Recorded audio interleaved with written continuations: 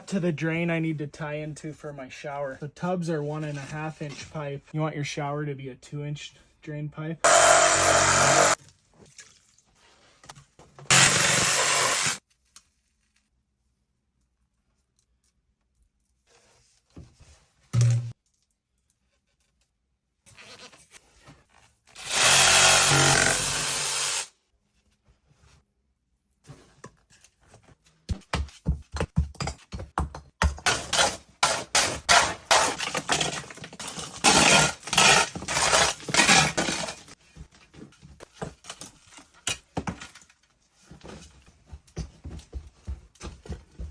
So I got my new drain plumbed. I'm gonna rip this drywall off because that's gonna be part of the inside of my shower.